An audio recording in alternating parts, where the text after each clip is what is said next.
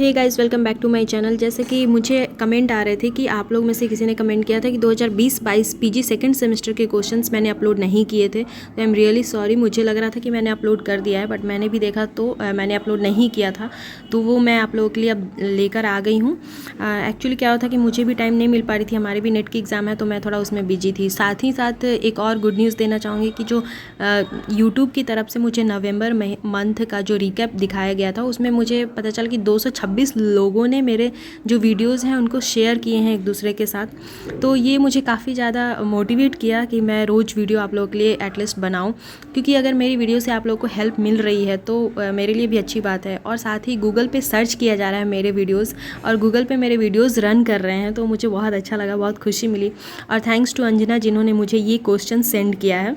और मैं आप लोग से भी रिक्वेस्ट करती हूँ कि जिन लोगों ने अभी वाला जो सेशन उनका चल रहा है, जो एग्ज़ाम दे रहे हैं, तो कृपया मुझे कोशिश करेंगे कि मुझे वो क्वेश्चंस वो सेंड कर दें।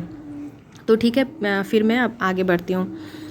ये क्वेश्चन देख लीजिए। जैसा कि आपको पता है फॉर्मेट क्या है कि 3 क्वेश्चन है जो कि लॉन्ग क्वेश्चन है, जिसके लिए एक में आपको 10 नंबर मिलेंगे और आपको 3 के प्रश्न के आंसर करने हैं। इस हिसाब से आपको 30 मार्क्स मिलेंगे। तो पहला है क्रांतिकारी कवि के रूप में कबीर का महत्व निरूपित करना है। दूसरा है तुलसी के वात्सल्य वर्णन की समीक्षा कीजिए। और जायसी के विरह वर्णन के महत्व पर प्रकाश डालिए।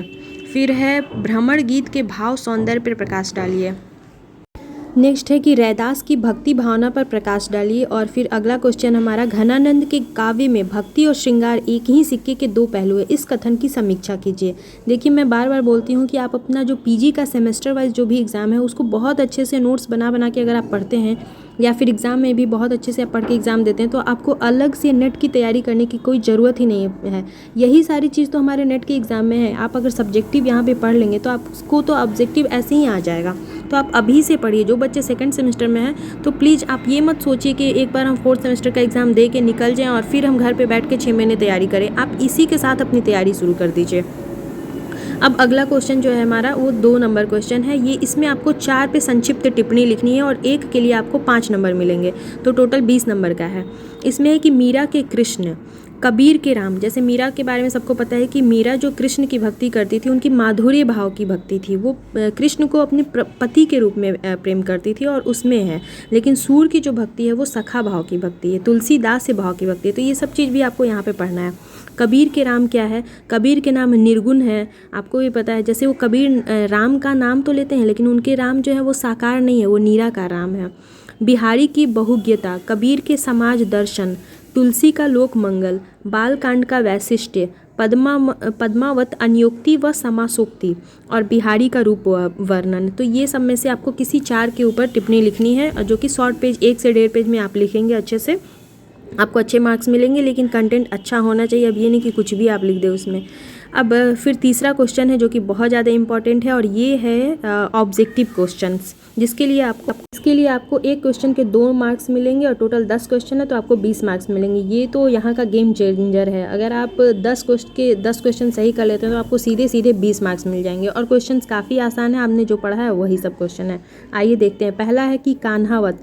ये कान्हावत किसकी रचना है? तो ये मलिक मोहम्मद जायसी की रचना है।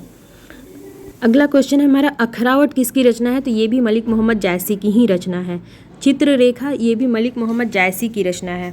कहरनामा, ये भी मलिक मोहम्मद जायसी की ही रचना है। तो देख रहे हैं आप, एक के जैसे आपको क्या करना है, मलिक मोहम्मद जायसी लिखे, उनकी जितनी भी रचना है वहाँ एक पास आप सारा लिख लीजिए। तो इससे आपको याद करने में आसानी होगी। एक तो सेमेस्टर का भी एग्ज़ाम निकल जाएगा और यही सारा क्वेश्चन आपके नेट के एग्ज़ाम में भी पूछता है। फिर अगला है वैराग्य संदीपनी। ये किसकी है? तो ये तुलसीदास की रचना है। रामाज्ञा प्रश्न भी तुलसीदास की है।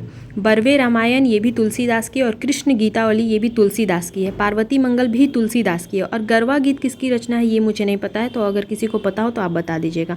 साथ ही 1 मिनट मैं कोशिश कर रही हूँ कि इसमें मैं लिख के ऐड कर दूँ, क्योंकि देखिए ये यहाँ पे आप इसका चाहे तो स्क्रीनशॉट भी ले लेंगे तो अच्छा रहेगा अगर आप लिख नहीं सकते हैं। तो इसलिए मैंने इसमें लिख के ऐड भी कर दिया जल्दीबाजी में, क्योंकि अभी तो फिलहाल मुझे भी टाइम नहीं है, लेकिन फिर भी मैंने लिख के आप लोग के लिए ऐड कर दिया। आप इसकी स्क्रीनशॉट ले लें, या फिर अगर लिखना चाहें तो आप खुद भी लिख सकते हैं।